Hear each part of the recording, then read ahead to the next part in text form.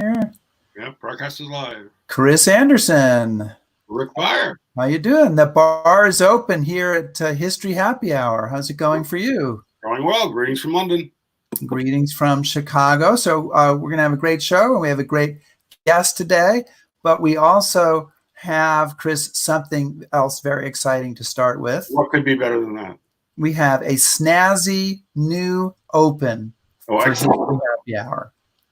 Maybe you can open and a close. We'll play it both times. Okay. For making sure that everybody sees it. But are you ready for it? I'm ready for it. All right, here we go. Maybe.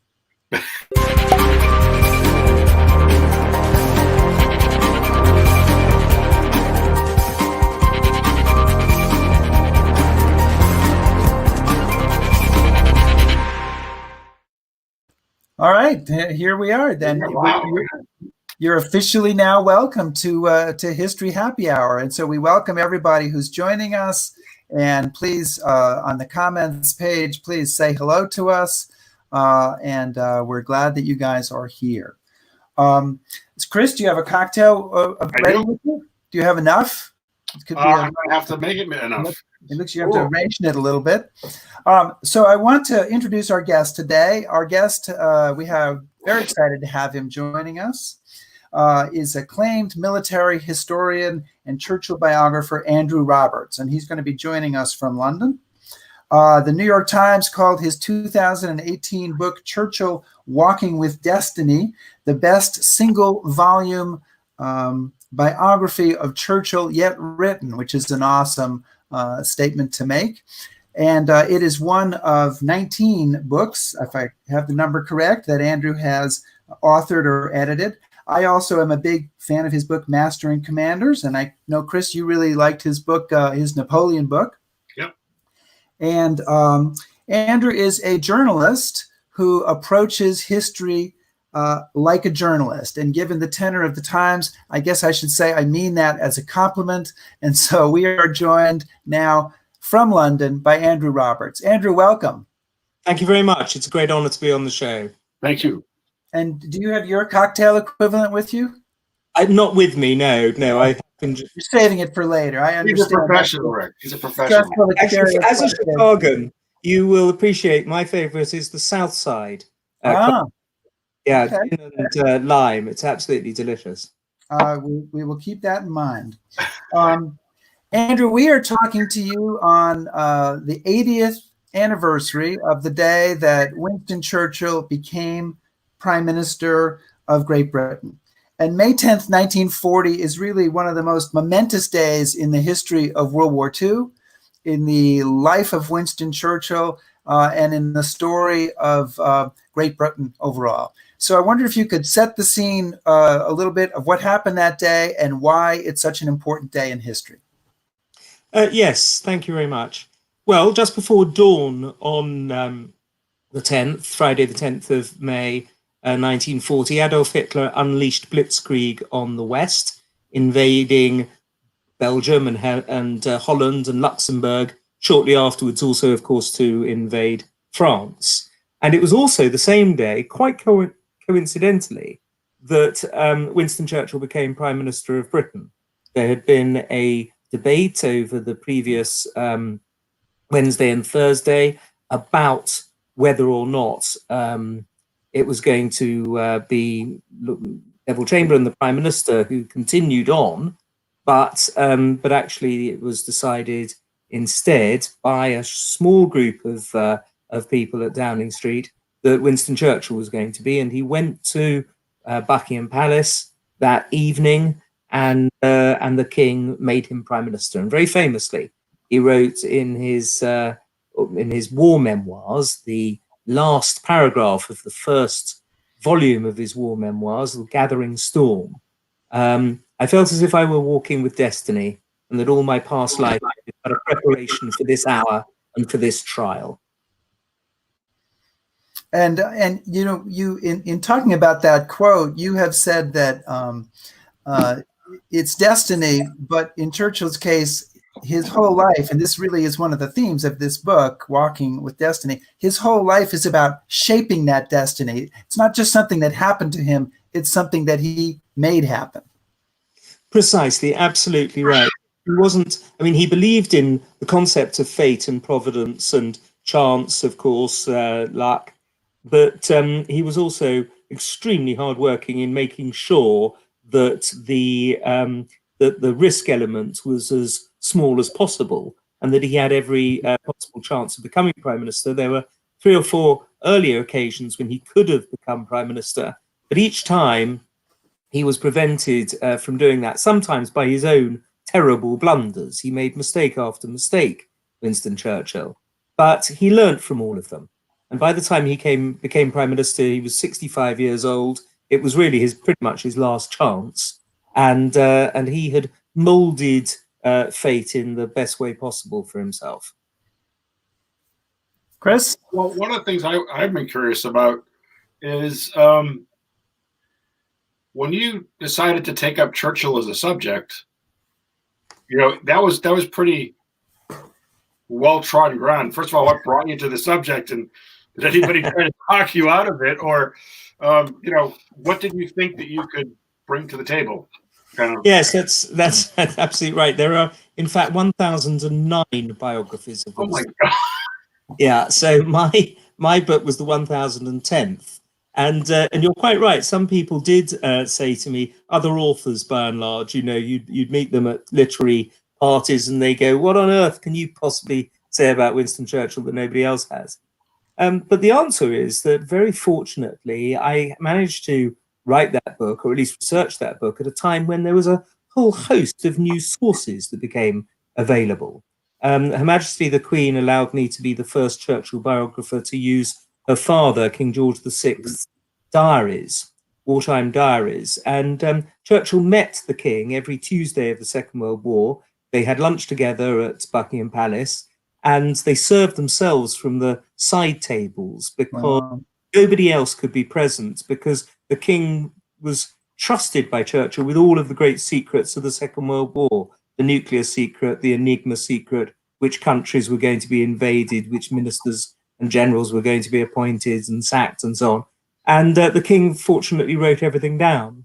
But on top of that, there's also been 51 sets of papers that have been deposited at Churchill College archives at Cambridge University, including the diaries of his daughter, Mary Soames, the Soviet ambassador, Ivan Maisky. His diaries have been published in Moscow, so we now know all about the relationship between Churchill and Maisky, who we saw a lot of course.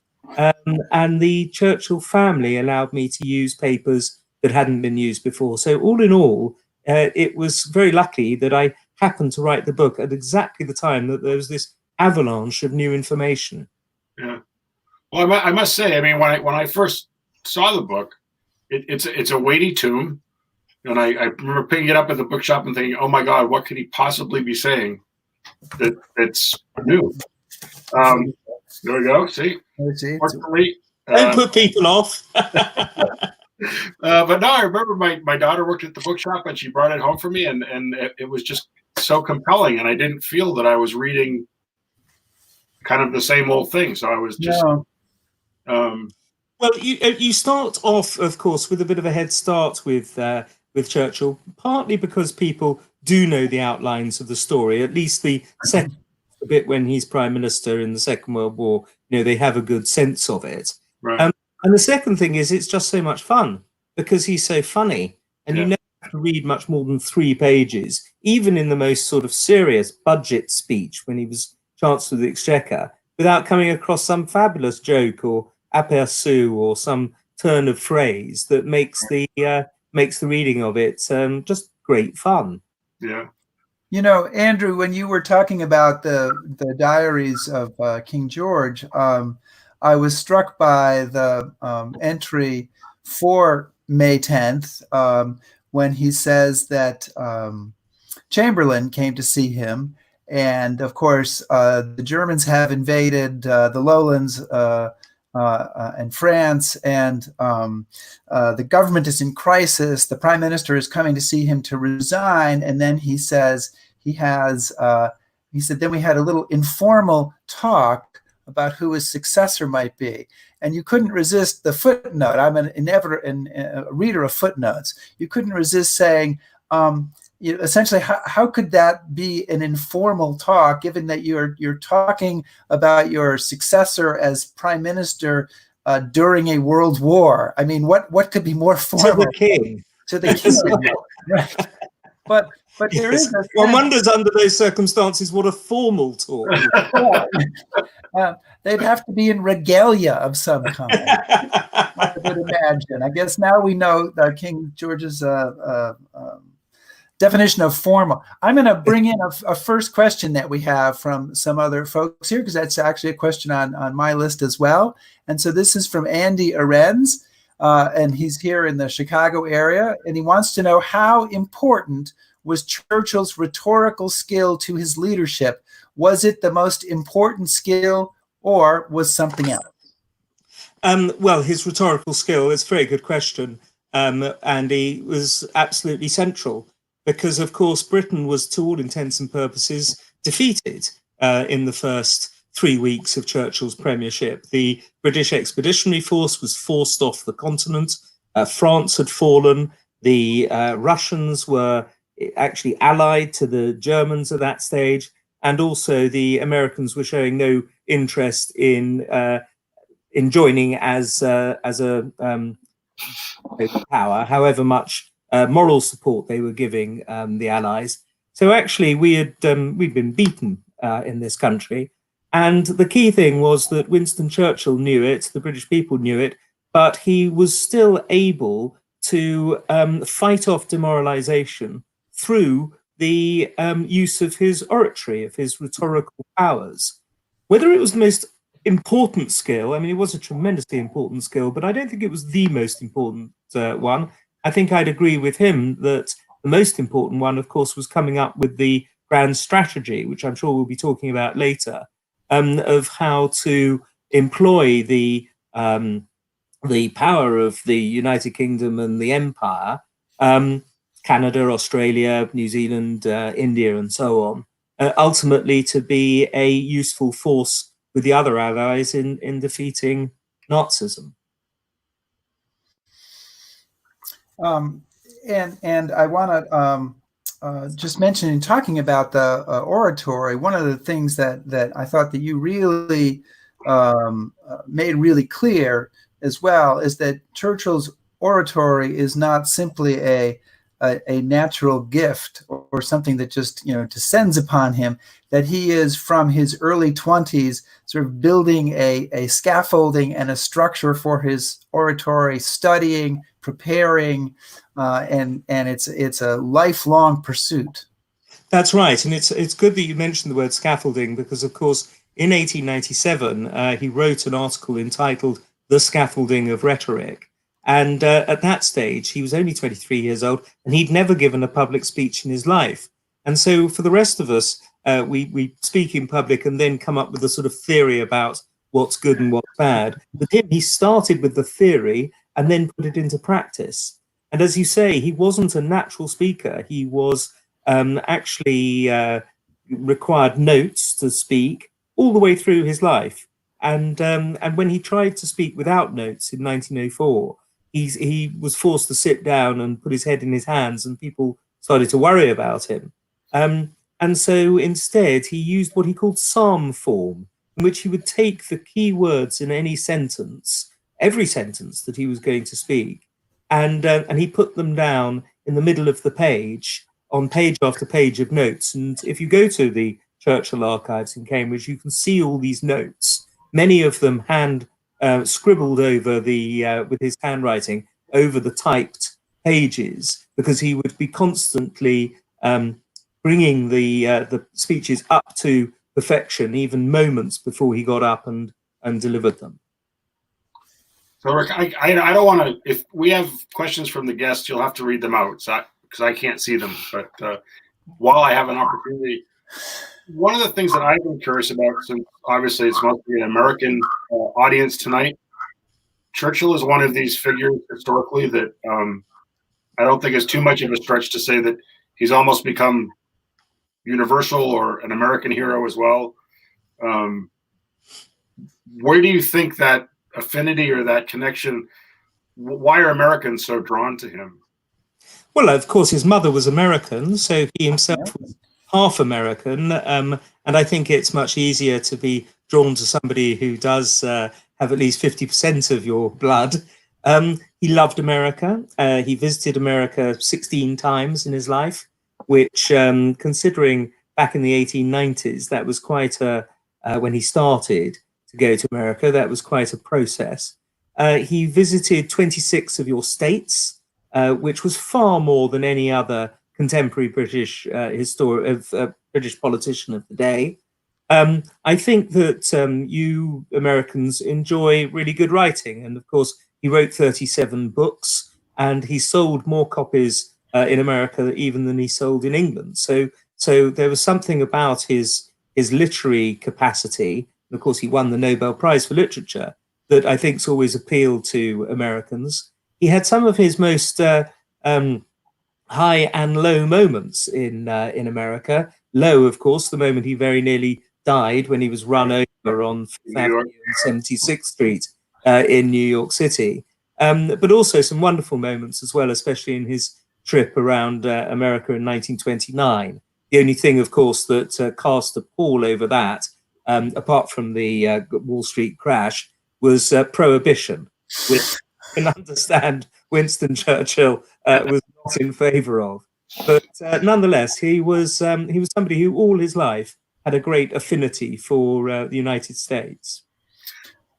Let me bring in a question here from one of our viewers, and it goes back to your research. Rich Randall asks, was there anything in the new source materials, diaries, and so on that contradicted past biographies or confirmed what might have only been theory in the past? So I think that's a terrific question. It is a very good question. The answer is yes. There was an awful lot in the King's diaries that did exactly that. I think one of the things was that, of course, having said that how much he loved America, he was highly critical of the fact that the Roosevelt administration had not been moving, or at least had been moving at a glacially slow pace towards bellicosity. But this is something he couldn't say in Parliament or in Cabinet or to MPs or to the public, but he could tell the King, because he knew that the King was very good at keeping secrets and also wasn't after his job. And so as a result, he was able to be the sounding board that Churchill used, really. And one of the things that he did do was to make criticisms of the Roosevelt administration, and because he understood that the Second World War was a Manichaean struggle between good and evil, and between democracy and civilization on one side and the most evil dictatorship ever to besmirch human history on the other.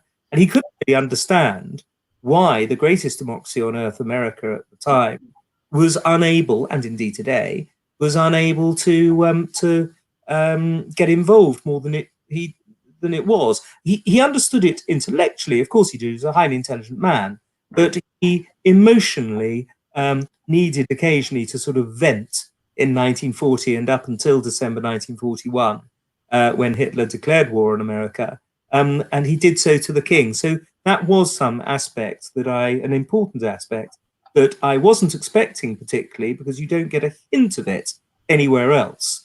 But when I found it, I, of course, said to myself, of course, that's the way Churchill felt. And of course, he used the King as a sort of almost like a psychiatrist's couch to vent. Well, that really came out in the biography. I mean, given what I had known about Churchill, he seemed very reverent of the royal family, and it was very important to him. And so to read your biography, to have almost that closeness that you're talking about between him and the King coming out in that, it's not something that I had at first expected. I thought it would be a much more formal relationship. Yes, that's right. Well, I mean, you've got to remember, of course, that there's a perfectly good chance they wouldn't have got on with one another, because the King had been a huge supporter of the policy of appeasement, a staunch supporter of Neville Chamberlain. And of course, the King knew that Churchill had been a great supporter of the king's elder brother, Edward VIII, later Duke of Windsor, during the abdication crisis. And so there could have been the case that the Prime Minister and King didn't get on with one another, didn't see eye to eye. But they did very quickly. By the time of the Blitz and the Battle of Britain, in the diaries, the King refers to Churchill as his friend, and he's the only one of the King's 4 prime ministers who he calls by his Christian name. Wow. So they got on very well very early on. Yeah. Another question, there's actually a couple here on the same topic, but I'll put one up from one of our viewers on YouTube, Jerry Fritz, who asks, what was Churchill's opinion of FDR? Did he believe FDR to be honest and trustworthy, or conniving and political? And there's also a second question about his relationship, political and personal, with FDR. So I think we can put those all in one question. Yes, absolutely. Well, thank you for those questions.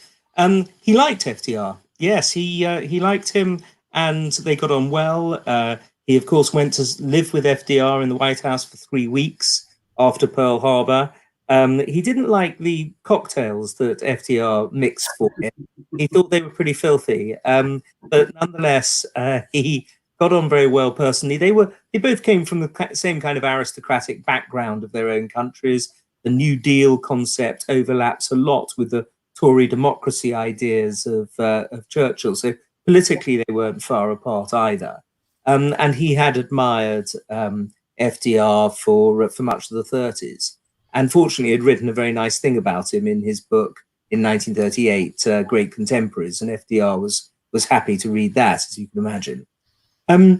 They had a close and friendly relationship, but by 1944, by certainly the fall of 1944, it had pretty much broken down.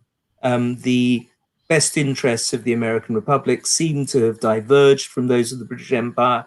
Criticisms of the British Empire were made in the Roosevelt administration that Churchill wasn't happy about.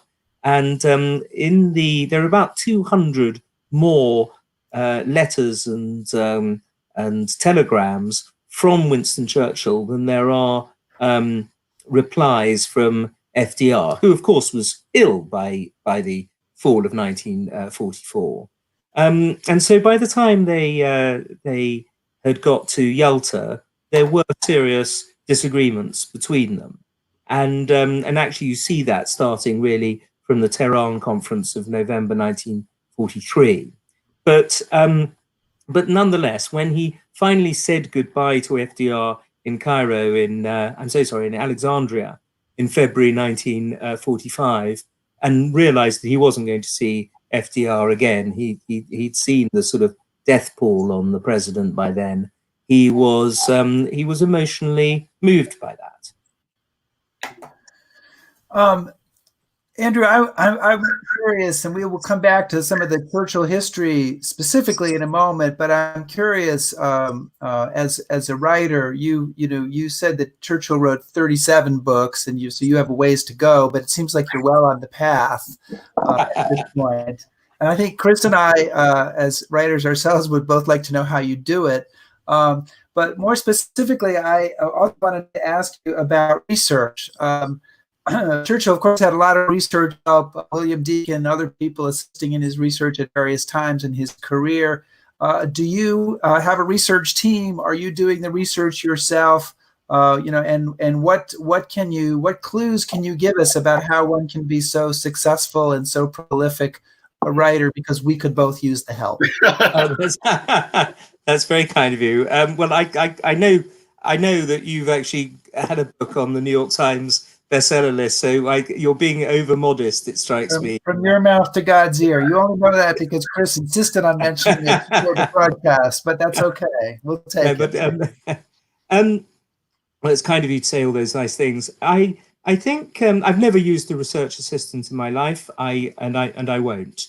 Part of it is because research is so much fun. I don't want to have to do it with anybody. And secondly, because I don't want to use somebody else's work at all. It strikes me as being a dangerous thing to do. much more fun and interesting is to do it all yourself. However, of course, it does mean much more hard work. I had to take some 6 million words of notes for the Churchill book, which wound up being over 500,000 words long. It took me 4 years to research, but it only took me 100 days to write. I write fast at the rate of about 5,000 words a day. So I did that book. I wrote the whole of that book in 3 months. I'm giving up. And I know that, by the way, that gets me a great deal of hatred from other authors. That's where we have to do it from here. I can. Yeah, no, okay. I perfectly understand that. I don't think I can type that fast. The way to do it is to get up very, very early in the morning. I start work at 4 or 4:30 or so in the morning when I'm writing, and concentrate really until lunchtime. And the wonderful thing about writing in the early morning is that nobody calls you, and you have a chance really to get very deep into it. And then after lunch, I drink I'm I'm sure it's not very good for you, but I think it's an American drink called Red Bull, which is a caffeine drink.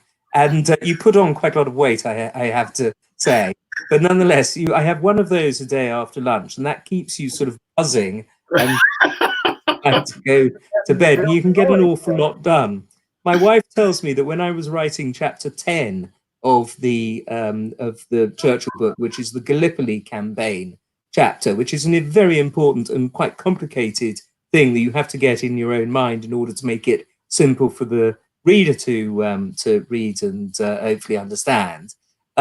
She says that I spent 3 days in my dressing gown and pajamas and slippers and didn't wash, which it sounds very unhygienic, and I can't really remember as whether that's true or not. But nonetheless, these kind of things can sort of overtake you slightly. Wow. Well, I will hand over to Chris for another question in a moment. But the two best quotes I've ever heard about writing history are my two favorites. One is the idea of the BIC method of writing, which is butt in chair. You can't really do it unless your butt is in the chair. And the other one is what Robert Caro was told when he was a young reporter by the managing editor of his newspaper, who had just made him an investigative reporter: turn every page, never assume anything, turn every goddamn page. As far as the research goes, sounds like that's what you're doing. Well, you have to really, and also it's the last page. It's the page that all the other researchers have not turned, that gives you that special thing, that little bit of nugget of information, that special edge, which your readers are buying your books in order to see.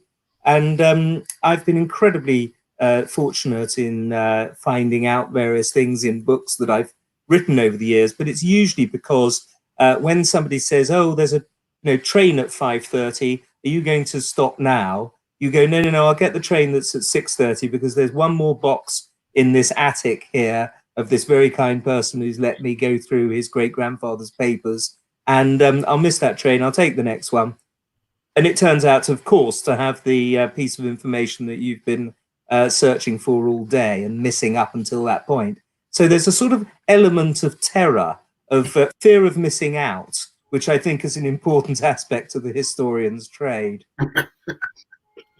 True. So one of the questions I wanted to ask, and we'll get back to Churchill because I know I don't want this to be very selfish in our conversation, but your books are about these incredibly large personalities, Napoleon, Churchill, obviously. Is there somebody of that stature who you think has not had a biography done yet, or not a good biography? He's not going to tell you, Chris. I have to tell you, Chris, that if there were, I would not tell you. Well, yeah, okay. There are very, very few people like that who who haven't had a good biography. I mean, sometimes I will actually be as sort of cold-hearted as to go down the list of all the prime ministers and foreign secretaries and war ministers, and just see who has and who hasn't had a kings and queens, presidents, and so on. I mean, and it's very, very difficult to find somebody who hasn't. But I have got somebody in mind, and you'll find out in about 5 years' time. Right, and to be honest, I was just kind of thinking of like overlooked personalities or historical figures that were. Oh no, there are lots of those. There are lots of those. I was correcting that for people who very few people have heard of, but nonetheless who you think is an absolutely key figure or a much estimated or misunderstood figure. Oh yeah, there are lots of those, and the great thing is that it's like lightning striking. If you get somebody like that and can write a very successful book about it, sometimes they can be really runaway bestsellers. I'm thinking about the lady Hildebrand, who did that fabulous book about the gentleman who was shot down over occupied China and so on. Sometimes you can hit the wave, and it's absolutely brilliant, of course. A funny story about that book or about that topic is that my dad's cousin spent 42 days in a lifeboat after his merchant ship was sunk, his Liberty ship, and I had interviewed him, and I had his papers, and I proposed it to my publisher as a book, and they said, "Oh no, we just recently published a book about somebody who went through an experience like that, and it didn't sell, so those books don't sell." And then it sold 5 million copies or something, didn't it? It was Nick Marini's autobiography. It was the same guy, but he wrote it, and nobody bought it. She wrote it, and she made it a great story, which is of course the object lesson. It's how you tell the story, but it's also publishers and movie producer people. Oh, so we did something like that and it didn't work, and you're like, no, it's not the same. Yes, yeah, no, exactly. I do have another question. We'll go back. We'll get out of our personal questions about your writing. Although honey, order the Red Bull. Okay, we have a question here about the relationship between Eisenhower and Churchill, and did Churchill have to play peacemaker between the U.S. military leadership and British military leadership? Yes. They again had a very good personal relationship, very good working relationship. Everyone liked Ike, of course, but Churchill was one of the people who liked Ike. Ike had to stand up to Churchill on a number of occasions, and Churchill respected that. Primarily, of course, because he knew that George Marshall, the US Army Chief of Staff, was 100% behind Ike. And Ike was his protege, and Marshall was Ike's mentor. And so there was a power, as there always is between generals. There was a power play, and certainly between generals and politicians. And the key figure here was Marshall as much as anybody else. Churchill didn't really play peacemaker between the British and the American generals. That was done by Field Marshal Dill in Washington, the British soldier, former chief of the Imperial General Staff. And there were a number of occasions when Marshall rubbed up against General Alan Brooke, later Field Marshal Lord Alan Brooke, the wrong way. I mean, they liked each other, admired each other as people, but they did not see eye to eye at all when it came to grand strategy.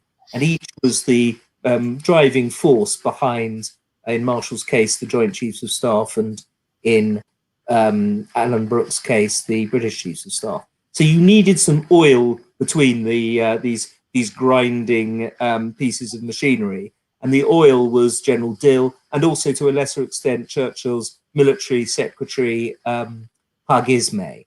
But Churchill himself stood well back from that, and it wasn't expected for a prime minister or indeed a president to expend capital trying to get these guys getting on with one another. And General Dill, I should say, I think I'm correct here, but I have two experts on with me, so if I'm wrong, I'm sure that we will get the correct information. General Dill is either the only or one of the only British subjects buried at Arlington National Cemetery. That's right, with that fabulous equestrian statue. Right. There. And actually not buried not far from General Marshall. Now, oh, go ahead, Rick. No, I was looking at you, Chris, because I was waiting with bated breath for your question. Okay, well, one of the questions I had, I was very close with Dr. Weiss from King's College, and we would have a lot of discussions because he was an American that had moved to London, taught at a British university, veteran of the war.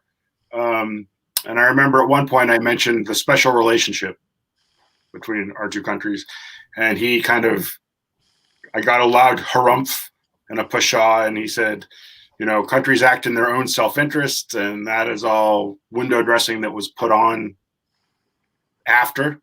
I was just kind of curious what your thoughts were. Is that a real thing that came out of war? I'm afraid I don't agree with him at all. I think that when Churchill came up with the phrase special relationship in his great Harvard speech in September 1943, he really genuinely had hit on something. Mm-hmm. He had spotted that there actually are, and of course nations follow their own best interests, but nonetheless, when best interests overlap quite as much as the British and the Americans did for much of the Second World War, I'm not saying for all of it, but for much of it, then you can create a special relationship. And I've read the obituary now of at least a dozen people who've written the obituary of the special relationship. Right. Yeah. It still works. You know, when one looks at nuclear policy, when one looks at intelligence gathering, the Five Eyes, when one looks at investments in each other's countries, when one looks at what we have in common compared to some of our protagonists and antagonists, I think the special relationship is something that it's not just pure luck that Ronald Reagan got on with Margaret Thatcher and George Bush got on with Tony Blair and your president at the moment gets on with Boris Johnson and FDR and Macmillan getting on with JFK. You know, this is not just personal chemistry. It's the fact that we have got values, we've got our language, we've got our history, both positive and negative, but overall really positive. Mm-hmm. We've got our legal system and Magna Carta and so on, which means that we have far more in common than our enemies would like. I like that answer. I should have mentioned that to Steve. You answered Steve much better than I could.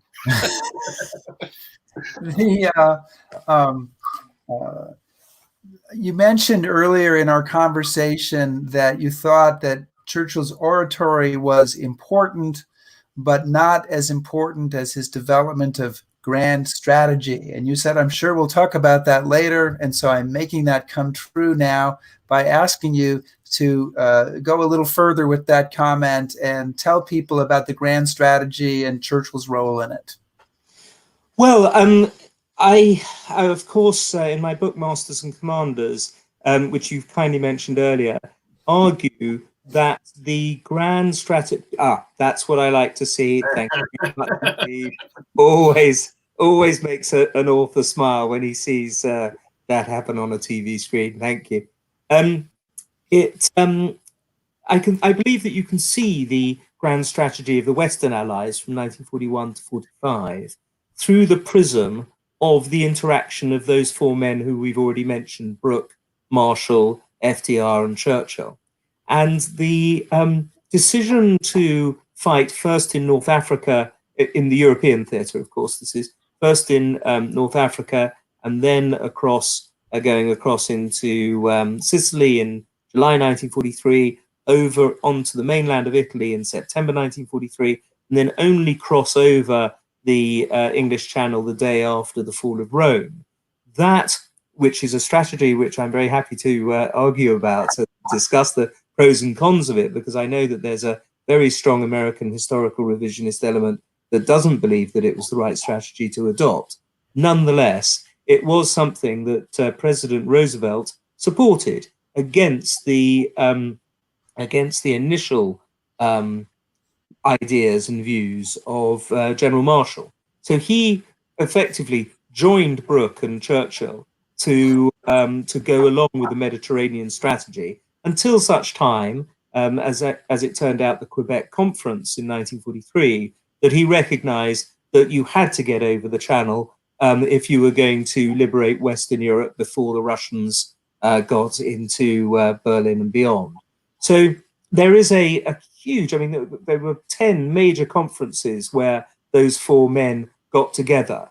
And from the first to the last, there were immensely hard fought discussions. And you would have Marshall sometimes slamming his fist on the desk, and you'd have General Brooke breaking pencils in half in front of the Prime Minister's face, and so on. Albert Wedemeyer, the General Wedemeyer, Anglophobic American general, threatening to lean over and punch I think the expression was sock Brooke in the jaw. Of course these arguments were hard fought because the lives of tens of thousands of men were potentially at stake. There's a wonderful line from the British historian Lewin, I can't remember his first name, where he said that there will always be great discussions about the grand strategy of the Second World War, and that there's no rule of law that says that men can die in battle, but that staff officers should not be vexed. And of course they were very heavily vexed, and understandably so.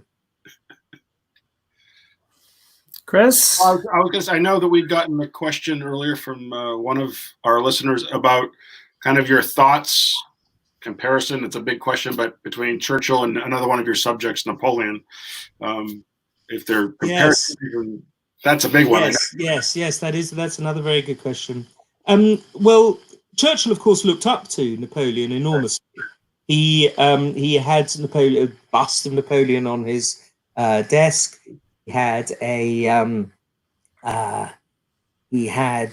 read lots of books about Napoleon. I think he had about 160 books on Napoleon, specially bound in green Napoleonic leather in his library. You can see them all at Churchill College. He would often use Napoleonic phrases and deliberately so in letters and so on. So Napoleon did matter to him. I think they had a couple of things in common. The first, of course, was this sense of destiny that we mentioned. Napoleon he followed his star, he used to say. They both referred to luck and contingency and chance in female terms, that one could woo them. Of course, Napoleon was to say that she had turned her back on him, this idea that fate was no longer on his side. Then there was a driving ambition in both men. And although ambition is sometimes denigrated, especially in Britain, actually, if it's allied to great talent, and in both Napoleon and Churchill's case it certainly was, I think that there's nothing wrong with it. In fact, it would be in some way actually turning against nature if you're not ambitious, if you're that talented. And both men showed great talent, of course, very young in their lives. Napoleon was 26 at the Battle of Lodi when he captured Milan, and Churchill was 25 when he escaped from the prisoner of war camp and became famous throughout the empire. I want to, we're going to jump around a little bit, Andrew, and I apologize for that, but we have many questions that people have posed, and we're trying to give them a chance to ask some of them to you directly. So I'll do a couple here. And we have a question from Robert Coleman, who said, did Churchill think that Halifax played a key role as U.S. ambassador? And of course, he's talking about Lord Halifax, who was originally one of the appeasers. Or was he just glad to move him out of the foreign ministry in favor of Anthony Eden? It was the second thing first, in that it was keen to get Anthony Eden in as Foreign Secretary and Halifax out. But very soon afterwards, he did realise that actually Halifax was a good ambassador to Washington, and he wasn't necessarily expecting that, and neither was Halifax, because Halifax didn't. I wrote a biography of Halifax in 1991. Oh, and I don't have that one right here. Sorry. Not to worry, not to worry. I think I've met every person who has read that book. No, yes, well, the Holy Fox, right? Yes. The Holy Fox, exactly that. And one of the things that surprised me when I was writing that book was that Halifax did turn out to be a good ambassador to America, because he was quite standoffish. He certainly wasn't a hail fellow well met, backslapping kind of figure at all. He was the exact opposite, really, a rather haughty aristocrat. But nonetheless, he managed to get on well with the Americans and do a very good job. And so, actually, Mr. Coleman's question is an absolutely brilliant one, really, because the fact is that he started off with one and then managed to get both. And of course, he became a great friend and almost father figure, surrogate father almost, to Anthony Eden, who he didn't always treat well, especially not in his second premiership, but his peacetime premiership. But ultimately, they were a very good team during the Second World War. Chris, can I throw in another question? No, I'm going to let you take the lead. Otherwise, I'll just hog up all the questions. No, you can dude, as many questions as you want. Well, I'll do one more, then we'll come back to you. All right. So we have a question here from Neil Shara. At what point did Mr. Churchill realize the threat of the Soviet Union and the curse of an Iron Curtain? And I'm going to modify that question a little bit, Andrew, to talk about whether Churchill's attitude towards the Soviet Union, towards Russia first and then the Soviet Union, was inconsistent over the years or consistent over the years? Because I think you've made a point about that in your book. Yes, I did, absolutely. He started off being pro-Russian. In fact, the Gallipoli campaign in 1915 was intended in part to help Russia. He then in 1917 became anti-Russian at the time that Lenin and Trotsky overthrew the Tsarist government. He then became pro-Russian in 1941 when he immediately created an alliance, even without asking the king or the cabinet, at the time of Operation Barbarossa. He then, in the 1946, he of course gave the great Iron Curtain speech on the 5th of March and became anti-Russian. And then in 1950, in his peacetime premiership in about 1953, he became pro-Russian again. So it's perfectly easy to argue that in fact he was wildly inconsistent all the way through his life on Russia. But I don't argue that, because in each of those cases, one can see that ultimately British national interest depended on each of those changes of policy, changes of stance. One thing that he was always entirely consistent over was hating communism. He believed that it was a moral evil that was corrosive to the human soul. And he never stepped back from that, even when we were allied to the Soviet Union in 1941 to 45.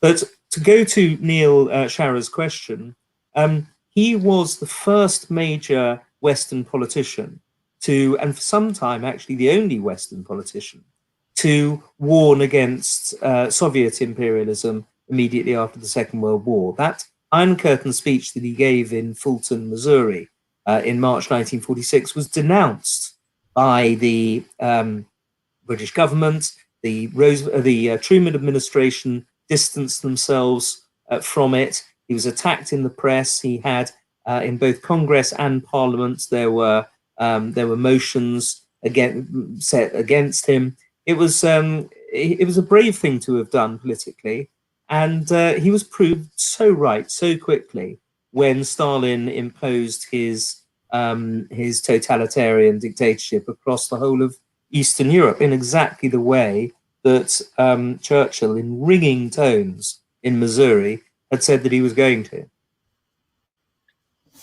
Chris? Well, one of the questions I get on every trip at one point during the trip, and I'm sure I give a ham-fisted answer, is how was it that Churchill was defeated in 1945 and forced from office? I know Americans they don't really understand how that happened and how he took it. Well, I think had it been had we had a presidential system like you have, it wouldn't have happened. But he was only one name on 650 ballot papers. And although, of course, he won in his own constituency, the Conservative Party, which had been responsible for the appeasement policy, which a lot of people thought had got us into the Second World War in the first place, was going to be punished by the electorate. And what the electorate also wanted in 1945, after 6 grueling years of war, was a better deal than they had in the 1930s. And that seemed to be offered them by the Labour Party, which was offering to nationalise the Bank of England, bring in a national health service, nationalise an awful lot, actually, of British industry, and institute a sort of new Jerusalem of welfare state reforms.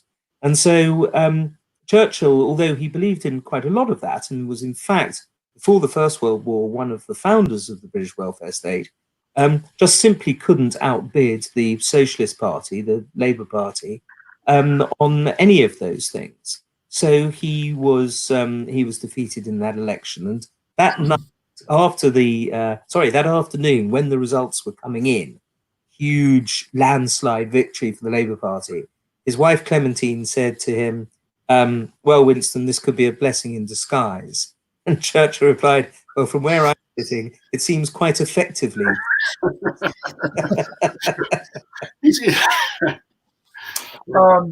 One of the guiding philosophies of Ambrose historical tours, and I mean probably any historical tour company, is that the best way to understand or especially military history is to be there, is to go to the spot where it happened. I noticed that you have walked the ground in Cuba where Churchill came under fire. You've been to where his trenches were in World War I, and probably to the sites of numerous other locations in Churchill's life history. Obviously, research is the most important thing, interviews, documents, but how important do you feel it is, and how useful is it for you to visit the places where stuff happened to understand the story? I think it's essential. I think as a military historian, unless one goes to the battlefields, if you're writing about a general or somebody like Churchill, it's like a detective not bothering to go to the scene of the crime. You absolutely have to be there. In my biography of Napoleon, I've personally visited 53 of Napoleon's 60 battlefields, and the ones that I didn't go to were because they've been built over so much. And how much Red Bull did that take? Well, actually, you call this cocktail hour. It took me to 10 countries, and so it was a wine fueled trip. And in Russia, of course, very important Russian battlefields are vodka fueled. And it was beautiful and great fun. And I'm very fortunate to have a wife who actually loves going on battlefield tours. On the day that I proposed to her, I said to her, now we're going to Lake Como. And she said, oh, how lovely. And I pointed out that actually we were going to visit where Mussolini was shot. As you would after proposing. As one does, yes, exactly.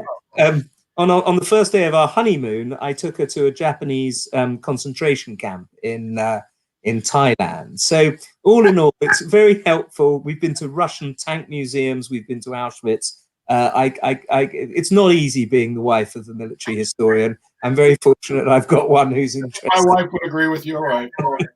Yeah, I think that, but it's a very useful. And I want to. Can I just on the serious side though? The key thing about visiting the battlefields is not just the battlefields, the places where the decisions are taken and so on, is that, and especially this is true of battlefields, is that it's only when you stand where the decision maker, where the commander is standing, that you can get a sense of the topography of the battle. You can see what the commander could see at the time. And you see this all the time at Waterloo, of course, being a classic example, but also at the Battle of Balaclava, when you get up onto that hill in the Crimea. And you can see how Lord Raglan might have sent the charge of the Light Brigade down the wrong valley because of the placing of the commander. Why the Battle of Salamanca, for example, Wellington had to crisscross, riding miles upon miles on his horse to make sure that he got the topography of the battlefield right. And it's very difficult to write the story of a battle for a reader if you haven't been there, because the reader, quite rightly, just doesn't trust your judgment. Yes. Well, I wanted to, as we're just a few minutes away from wrapping up, but you know, one of the great, if there's a positive to the pandemic that we're in now, it's that we get to see inside of the houses of so many people that we hadn't seen inside before. And I wonder if you could give us the 90-second version of what's there behind you on the wall. Oh, right. Well, that is a rather wonderful map of all the places that Winston Churchill visited during the Second World War, everywhere he went. So you can see him crossing the Atlantic 12 times, going to visit Cairo, up to Moscow. This is my, it's a sort of little bit of historical memorabilia I have down there. I have Winston Churchill's bow tie and his hairbrush. There's a lock of Napoleon's hair in there as well. Various letters from historical figures. That up there is the invitation to William Pitt the Younger's funeral. I've got What to Do If the Invader Comes, which was sent to every house in southern England in 1940, in June 1940. It tells you things like, do not believe rumours and do not spread them. Things like that. Anyway, bits and pieces. That there is rather lovely. That's a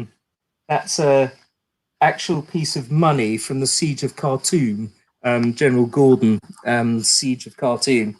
So yes, lots of what my wife calls bric-a-brac. And you have Han Solo, Rick. Now this. Yeah. Oh, I'll show you something else. I know how jealous you guys must be. And that's a 6-pounder that was fired at the Battle of Waterloo. Now that. All right. But that's a piece of shrapnel fired on D-Day. Oh my goodness, that's fantastic. A church in Trivière, Normandy. So, all right. I've got a little bit of sand from Hiroshima if you want to see that. Andrew Roberts, thank you so much for joining us. It's been a delight. I've really enjoyed it. Thanks very much, Rick. I know you've had a busy day and a busy weekend. Stay well. Keep writing. We look forward to the next book, however many years now it is. Can't wait to read it. And I want to just say one more time before you go.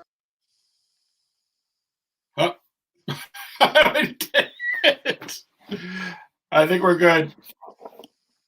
Thank you, Andrew. Bye. Good night. Good night.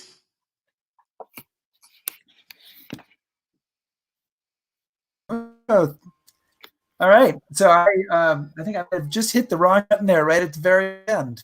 Yes, you did. We got through it nonetheless. I was trying to hold up Andrew's book again. So if he's still watching, he can see that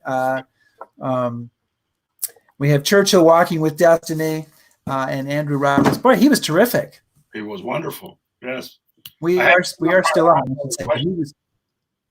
He was. Pardon? I said I had to stop trying to ask all the questions. Well, no, I totally thought you were doing a great job. So we're going to play one more time. Well, we can play our open. It can be our close too, right?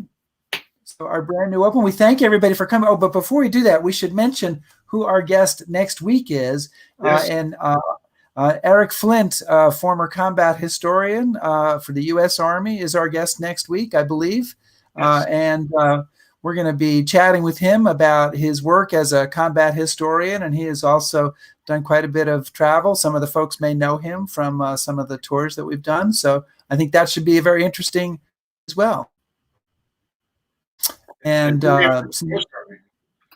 pardon? Always more on the Ghost Army, and so we'll get. I've told you this, but I've had one of our listeners said that his way to get through lockdown is on Sunday night.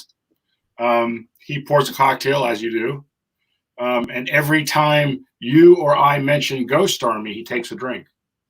The poor man should go into a program immediately. Thank you for joining us today on History Happy Hour.